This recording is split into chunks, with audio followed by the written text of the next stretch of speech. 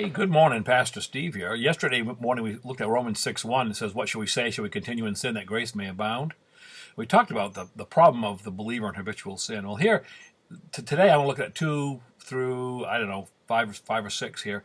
And he says, God forbid, how shall we that are dead to sin live any longer in it? Don't you know that as many of us as were baptized into Christ were baptized into his death? Therefore we're buried by him, with him, by baptism into death, that just as Christ was raised from the dead by the glory of the Father, even so we should walk in newness of life.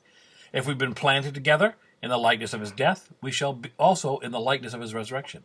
Knowing this, that our old man is crucified with him, that the body of sin might be destroyed, that from here on out we should not serve sin. So he that's dead is free from sin.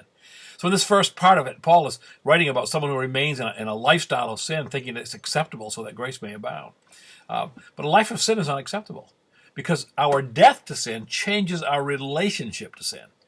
For Paul, the idea that anyone might continue in sin, that they might get more grace, is not even feasible. It's unthinkable. Certainly not. God forbid is a strong phrase. It might also be translated, perish the thought, away with the notion, How shall we who die to sin live in it?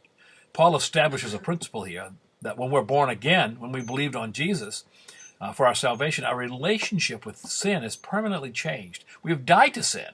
So if we have died to sin, then we shouldn't live in it any longer. It simply isn't proper or fitting to live any longer in something that you've died to. At this point, Paul has a lot to explain about what he means by died to sin, but the general point is clear. Christians have died to sin. They should no longer live in it.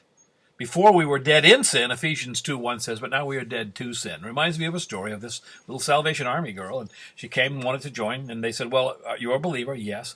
Well, we have a question for you. Did you sin before you came to Christ? She said, oh, yes, I did.